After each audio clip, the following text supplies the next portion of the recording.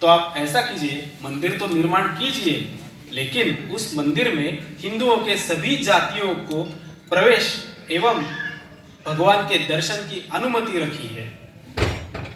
इतना ही नहीं, अन्य धर्मियों से कोई भी दर्शन लेना चाहता है तो उसे भी मुक्तता से प्रवेश कीजिए। रत्नागिरी में आप जाएंगे, पतित पावन मंदिर की रचना ही ऐसी है कि आप द्वार से सीधे बिना किसी चौराहे के या फिर किसी से मंडप गर्भगृह से सीधे आप भगवान की मूर्ति पे माथा टेक सकते हैं। सावरकर जी ने ये क्यों किया? क्योंकि जो बहुत बड़ा वर्ग था वो धनिक नहीं था। उनका उद्देश्य समझने की कोशिश की। 400 मंदिर तो खुले किए, लेकिन एक ऐसा मंदिर का निर्माण किया जो अभी हिंदू समाज के, पूरे हिंदू समाज के अधिकार था। यह धार्मिक क्षेत्र का हो गया। अभी सामाजिक क्षेत्र, यही पिछड़ा वर्ग था। सावरकर जी ने एक उपहार गृह आरंभ किया था, होटल, और उसमें व्यवस्था ऐसी की थी, जो खाना बनाता था वो एक जाति का, जो व्यवस्थापन करता था वो दूसरे जाति का, वहां पे नौकर तीसरे जाति के। ऐसे ही जानबूझ के व्यवस्था की। सावरकर जी हर शाम वहां जाके बैठते थे उस होटल में, और जिन्हें भी उनसे मिलने आना है वो आग्रह करते कि उसी होटल में जाए। उस होटल का नाम था अखिल हिंदू उपहार गृह। पहले तो लोग कतराते थे जाने से, लेकिन सावरकर जी आग्रह करते थे कि आप यहाँ कुछ ना कुछ खाओ, खाना नहीं तो चाय पी लो, चाय नहीं तो पानी पी लो, लेकिन कुछ ना कुछ मेरे से बात करनी, मेरे से संवाद करना है, आप उस होटल में आएंगे। तो न तो केवल धार्मिक दृष्टि से और सामाजिक दृष्टि से, आर्थिक दृष्टि से सावरकर जी ने ये जो पूर्वास्पृश्य वर्ग था उनको सक्षम करने का प्रयास किया।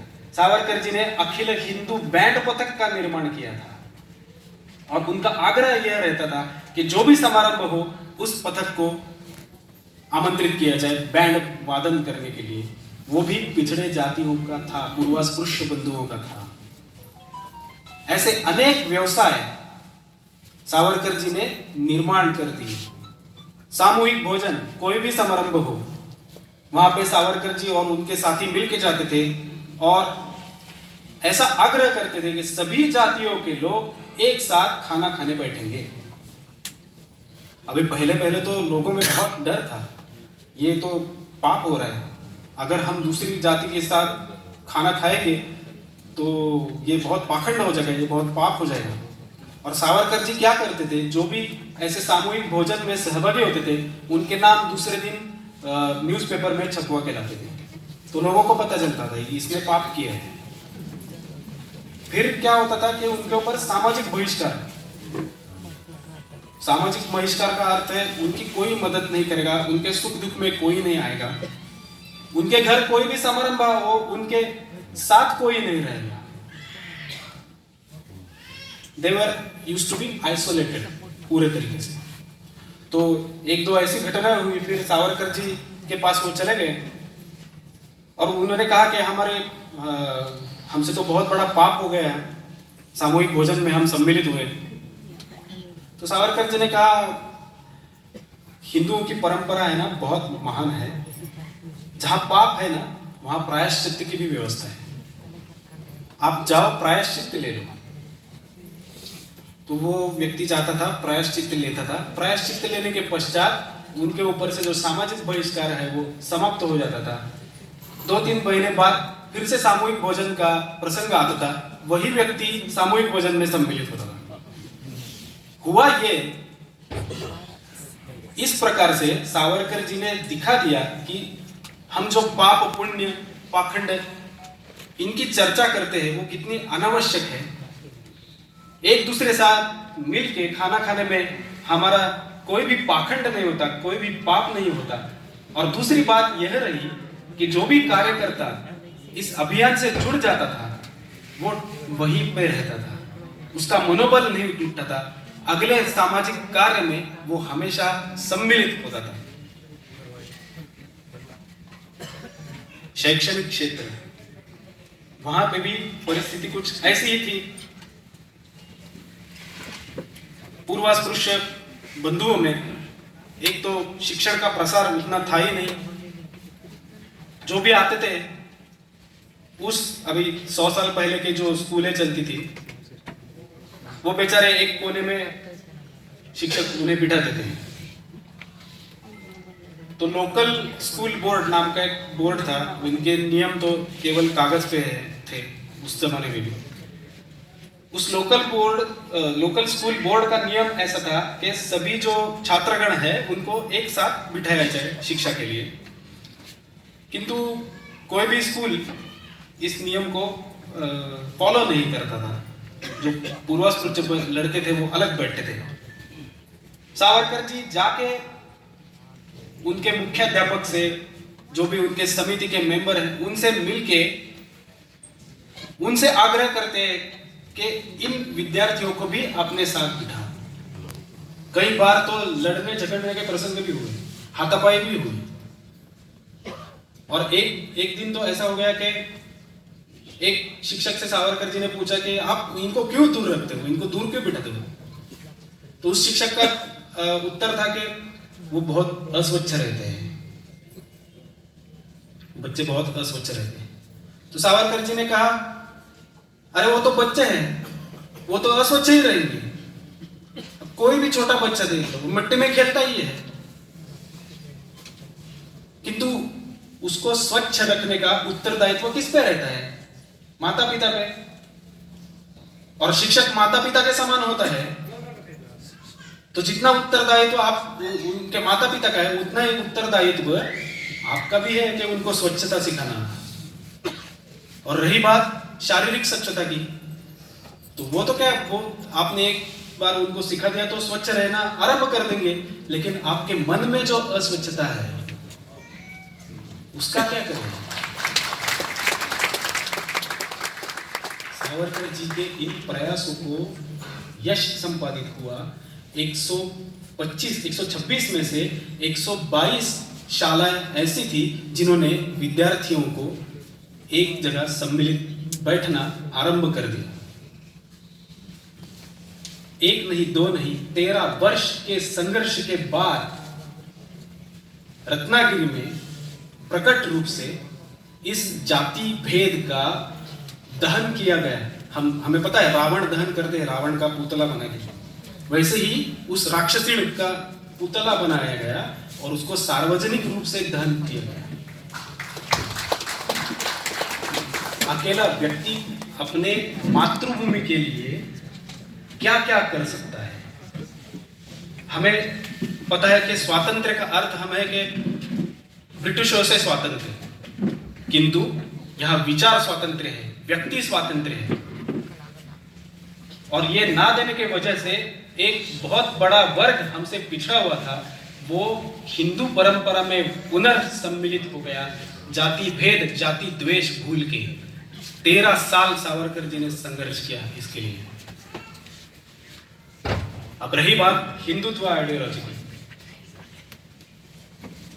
वापस मैं आपको 1920 में लेके चलता हूं। आज से 100 वर्ष पहले गांधी जी ने एक मूवमेंट चालू कर दी थी, नॉन कोऑपरेशन, असहकार मूवमेंट। और उस मूवमेंट को उन्होंने जोड़ दिया खिलाफत मूवमेंट से। अब ये खिलाफत मूवमेंट क्या थी? तुर्कस्तान में खलीफा बैठता था। खलीफा यानी कि राजसत्ता, इस्लामियों की राजसत्ता, वो तुर्कस्तान में बैठता था, उधर का राजा था। और यहाँ के मुस्लिम लीग या जो अन्य अलगतावादी जो भी सूफीज्म ये फैलाते हैं, उन्होंने उसको संपर्क किया कि आप वहां से सैन्य लेके आओ ब्रिटिशों पे, हम यहाँ से उठाव करेंगे और ब्रिटिशों को भगा देंगे, उसके बाद आपका राज्य यहाँ आएगा। तुर्कस्तान का खलीफा, उसको आमंत्रित किया यहाँ के लोगों ने, और गांधी जी ने असहकार जो मूवमेंट थी उसको जोड़ दिया कितनी दुर्भाग्यवश और मूर्खतापूर्ण बात है कि गांधी जी जैसे नेतृत्वगण को हमारे राजा याद नहीं आए, नेपाल नरेश याद नहीं आया। हमने देखा वो तुर्कस्तान का खलीफा जो यहाँ पे इस्लामिक राज्य लाना चाहता था। सावरकर गांधी जी ने डिक्लेयर कर दिया कि 12 महीने में भारत ब्रिटिश मुक्त हो जाएगा। हुआ तो कुछ नहीं, 12 महीने बीत गए, लेकिन उसके पश्चात जो कुछ हुआ वो बहुत भयंकर है। मलबार प्रांत के मोपला मुसलमानों ने ऐसा डिक्लेयर कर दिया कि यहाँ पे अभी खलीफा का राज्य आया है, यहाँ खिलाफत शुरू हो गई है। इसीलिए जो जो काफिर है, मतलब जो भी इस्लाम के फॉलोअर नहीं है, एक तो भाग जाओ, नहीं तो इस्लाम स्वीकार करो। एकदम से ये आग लगाई गई। एक नहीं, दो नहीं, 15 सहस्त्र हिंदुओं का कत्ल वहां पे हुआ है। जो भी हम कश्मीर फाइल्स में देख रहे थे, वैसी ही स्थिति उस समय मलबार में थी। सावरकर जी के जो सहकारी थे, डॉक्टर मुंजे और अन्य 2-3 लोग, उस नरसंहार के बाद मलबार स्वयं जाके आए और उन्होंने स्वयं का रिपोर्ट बनाया, लेकिन कांग्रेसी नेतृत्व इसको मानने के लिए तैयार नहीं था। 1921 में कांग्रेस की कमेटी में कांग्रेस के ही एक लीडर ने इस घटना का निषेध करने का प्रस्ताव रखा, तो हमारे महात्मा जी ने उसका विरोध किया, यह कह के कि ऐसी कोई घटनाएं हुई ही नहीं है।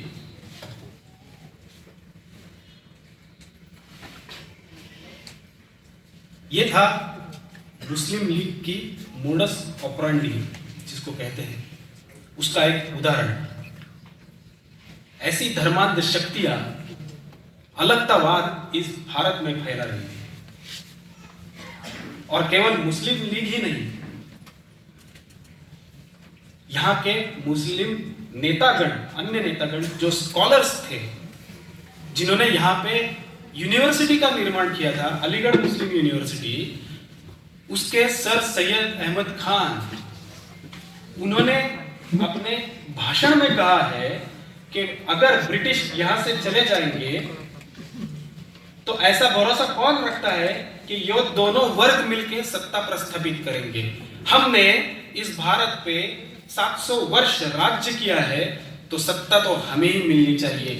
इस देश में हिंदू और मुस्लिम 2 राष्ट्र अलग तरीके से रह रहे हैं, ये उनका स्टेटमेंट है। सावरकर जी के ऊपर जो आरोप लगाते थे कि सावरकर जी द्विराष्ट्रवाद, 2 नेशन थ्योरी के जनक है, वो सरासर गलत बात है। आप इंटरनेट पे देखिए, सर सैयद अहमद खान के भाषण जैसे है वैसे लिखे हुए हैं।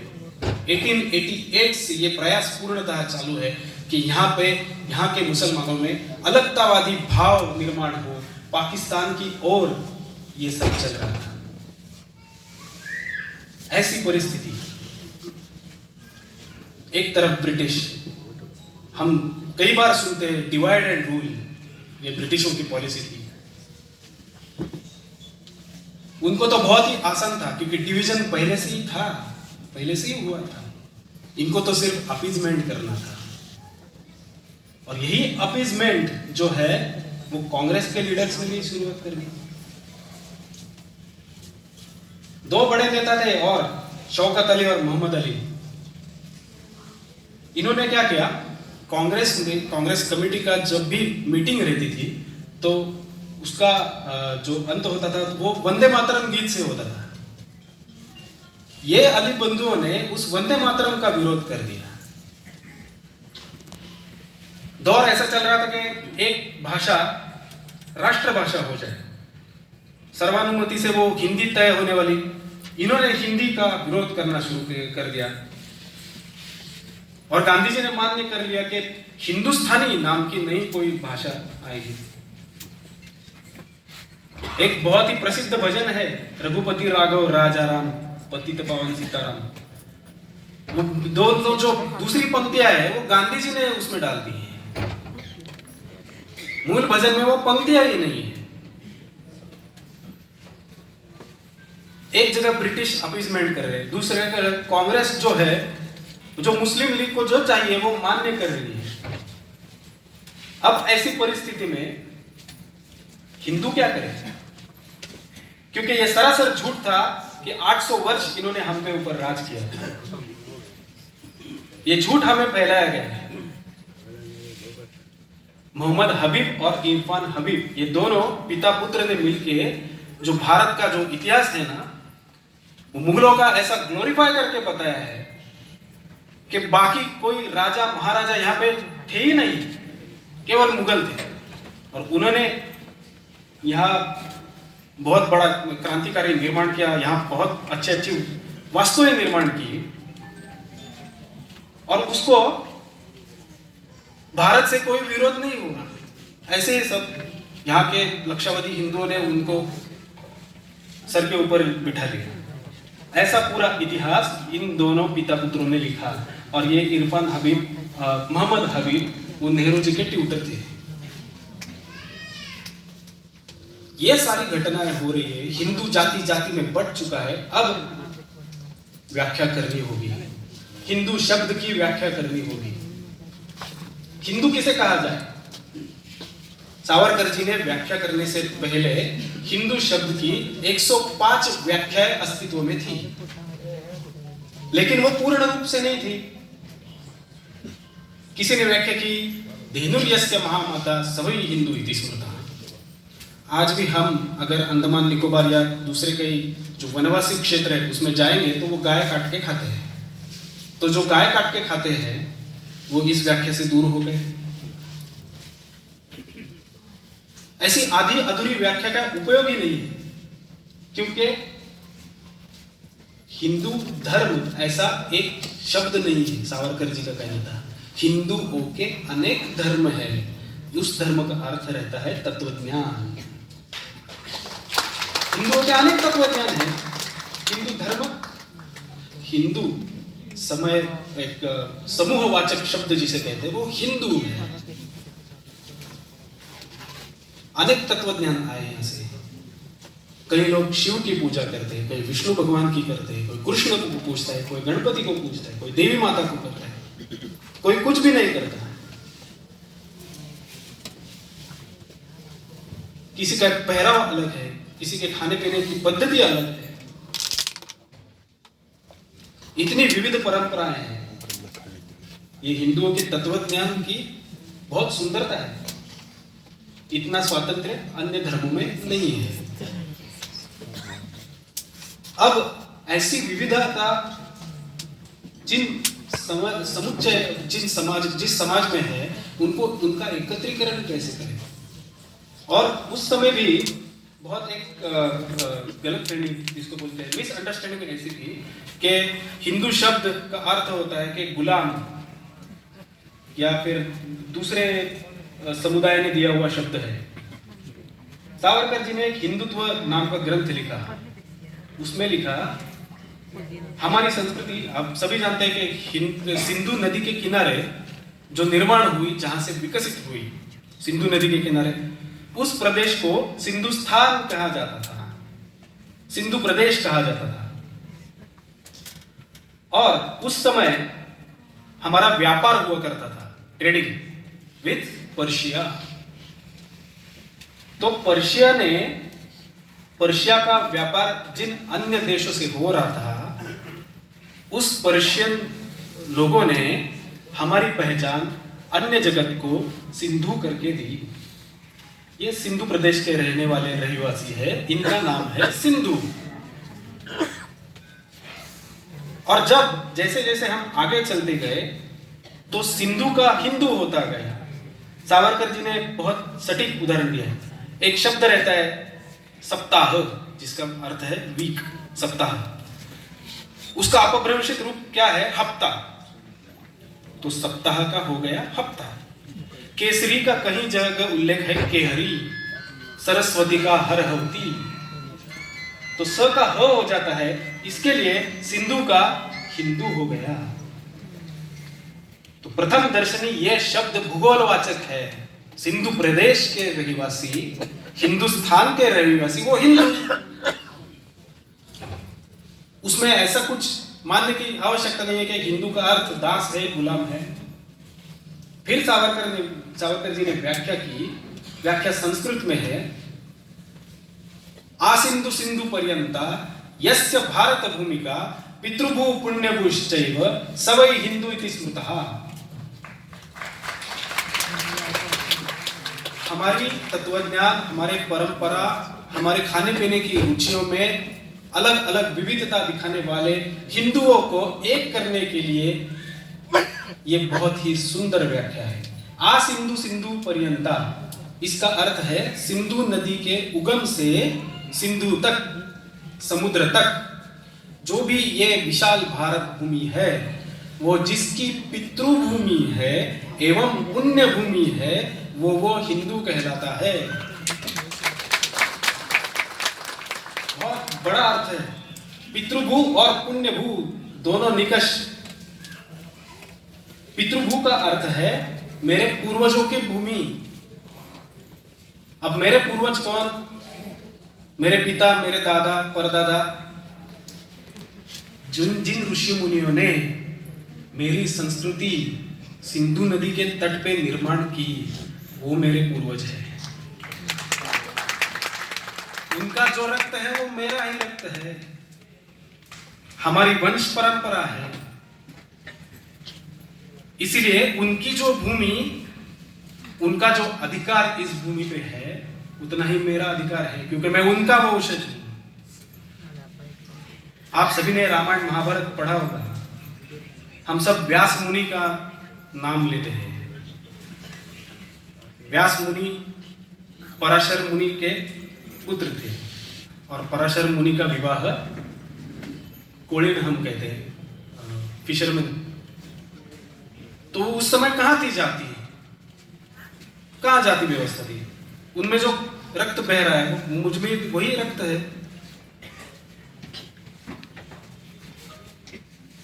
महाभारत का महापराक्रमी योद्धा भीम, उसका विवाह हुआ हिडिंबा से। किसने गण वगैरह देखा था? राक्षस गण, मनुष्य गण, विवाह हुआ। उन दोनों में जो रक्त है वो मुझ में ही रक्त है। उनकी जो भूमि है वो मेरी भूमि है। कल उठ के मैं विदेश चला गया, मेरे बच्चे वहां बड़े हो गए, लेकिन वो हिंदू ही रहेंगे, क्योंकि उनके पूर्वज भी वही है जो मेरे पूर्वज है। ये हुआ अर्थ पितृभूमि का। और दूसरा निकष उसमें है पुण्य भूमि। पुण्य भूमि का अर्थ बहुत सारे लोग गलत लेते हैं। उनको लगता है कि जिसके मन में भारत के प्रति पुण्य भाव है, उसकी वो पुण्य भूमि हुई। ऐसा अर्थ नहीं है, क्योंकि अभी मैं आपके सामने भाषण देने के लिए खड़ा हूं। मैं अभी कह सकता हूं हाँ, मेरे हृदय में पुण्य भाव है। अब इसके पश्चात दूसरे कार्यक्रम में जाता हूं, नहीं मैं कोई इंडिया वगैरह नहीं मानता, भारत माता नहीं मानता, मेरा भाव बदल सकता है। ये दोगलापन है लोगों में। पुण्य भू का अर्थ अगर इंग्लिश में बता दिया जाए तो वो होता है होली लैंड। आपके धर्म परंपरा, आपका जो तत्वज्ञान है, वो किस भूमि में उसका जन्म हुआ है, उसका अनुयायी हिंदू कहलाएगा। आपका तत्वज्ञान हिंदुस्तान की धरती पे जन्म लिया हुआ चाहिए। फिर आप कहो कि आप वैदिक हो तो भी आप हिंदू हो। आप कहो हम अवैदिक है, हम वैदिक तत्वज्ञान को नहीं मानते, हम जैन है, तो भी आप हिंदू हो। कोई उठ के खड़ा हो जाएगा, वो कहेगा मैं बौद्ध परंपरा का स्वीकार करता हूं, तो भी वह हिंदू है। कोई कहेगा मैं सिख हूं, हमारा तत्वज्ञान अलग है, तो भी वही हिंदू है। कोई लिंगायत खड़ा हो जाएगा, कोई शैवपंथी, कोई विष्णुपंथी, कोई इनको न मानने वाला भी खड़ा हो जाएगा। वो कहेगा वो कि मैं निधर्मी हूं, मैं कौन सा भी तत्वज्ञान मानता नहीं हूं। सावरकर जी ने कहा फिर भी तुम हिंदू हो, क्यों? तुम्हारी परंपरा तो चारवाक ऋषि से शुरू होती है। जो चारवाक ऋषि ने वैदिक तत्वज्ञान के जो भी ऋषि मुनि थे उनके साथ बहस किया। वो चार्वाक भी बुद्धि प्रामाण्यवादी था, उसने उस समय वैदिक तत्वज्ञान का स्वीकार नहीं किया, इसीलिए वो भी तुम्हारा पूर्वज है, उसकी भूमि तुम्हारी भूमि है, तुम स्वयं को बुद्धिवादी कहो, निधर्मी कहो, वो तो तुम हिंदू ही।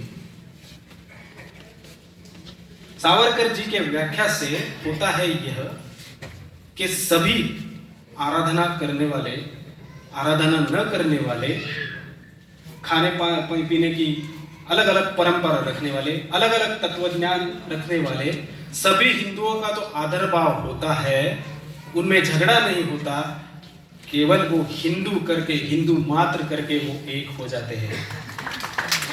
सावरकर जी का हिंदुत्व ये हिंदुओं का बंधुत्व है, किसी की द्वेष भावना नहीं।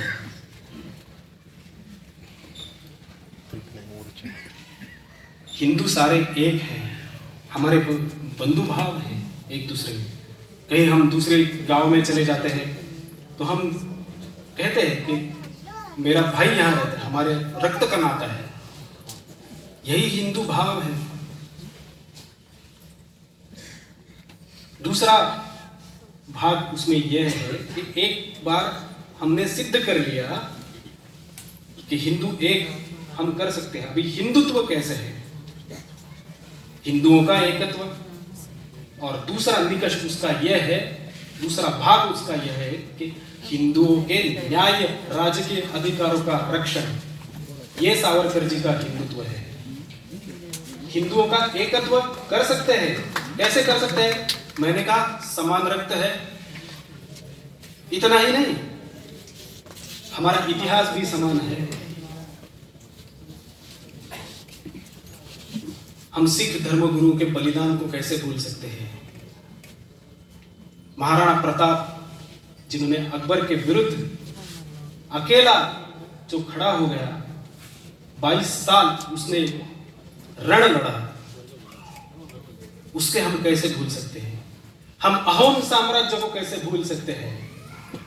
ये हमारे वीर पुरुष हैं। और कैसे भूल सकते हैं उन छत्रपति शिवाजी महाराज को, जिन्होंने 5-5 शाहियां जीत की, 5-5 शाही, मुगलाई, आदिलशाही, कुतुबशाही, सबको हरा के ये जो परम पवित्र हमारा भगवा ध्वज है वो लहराया। उनको कैसे भूल सकते हैं? वो हमारे वीर पुरुष है, हमारा इतिहास समान है। और इतना ही नहीं, हमारा शत्रु भी समान है। यहां आए हुए बाबर, लोधी, मुगल, ये सब आए थे आक्रामक रूप में, आक्रांताओं के रूप में। इन्होंने यहां की राज सत्ता है खत्म कर दी, धर्मांतर किया। किंतु छत्रपति शिवाजी महाराज से स्फूर्ति लेकर अगले 300 वर्ष तक इस मुगल साम्राज्य को केवल बाहुली बना के रखा था इस मराठा एम्पायर ने। और ये छत्रपति शिवाजी महाराज का भगवा ध्वज वो कटक में जाके लहराया, जो आज पाकिस्तान में है। ये हमारा पराक्रम का इतिहास है। इतना ही नहीं, हमारी संस्कृति भी समान है। एक ही भाषा में हमारे सारे ग्रंथ लिखे गए हैं, रामायण हो, महाभारत हो, कोई भी हो। एक ही भाषा हमारी अन्य प्रादेशिक भाषाओं की धरोहर है, संस्कृत भाषा। हम उत्सव भी मनाते हैं तो पूरे भारतवर्ष में मनाते हैं। अभी गणेश उत्सव 2 दिन पश्चात है, बड़े धूमधाम से मनाया जाने वाला है। दिवाली जैसा उत्सव है, सभी भारतवर्ष में मनाया जाता है। तो ये जो उत्सव है, ये जो भाषा है, ये जो ग्रंथ है हमारे, वो हमारी एकता की पहचान है। इन 3 निकषों से, समान रक्त, समान इतिहास और समान संस्कृति के आधार पे हम हिंदू एक हो सकते हैं। दिखा दिया सावरकर। और रही बात हिंदुओं के न्याय अधिकारों का रक्षण, तो उस समय की राजकीय परिस्थिति आप जान लें, तभी आप राजकीय अधिकारों का संरक्षण क्या होता है वो समझ जाएंगे। जैसे मैंने पहले कहा था ये मुस्लिम लीग की जो जो भी लीडरशिप थी, उन्होंने ज्यादा मांगे रखना शुरू कर दिया। पॉपुलेशन के हिसाब से देखा जाए तो 22% लोग थे और उनको सत्ता में समान अधिकार चाहिए था, मतलब 50%। अब सावरकर जी का सुझाव यह था, उनका बुद्धिवाद यह था, उनका युक्तिवाद यह था कि 22% को अगर आप 50% दोगे तो जो समाज यहाँ पे बहुसंख्य है, नियर अबाउट 80% है, उनको भी 50% ही मिलेगा। हिंदू यहां बहुसंख्य है, ये उनका अपराध नहीं है। आप चाहे तो हिंदुओं को ज्यादा अधिकार मत दो, परंतु लोक संख्या के हिसाब से सबको समान अधिकार दो।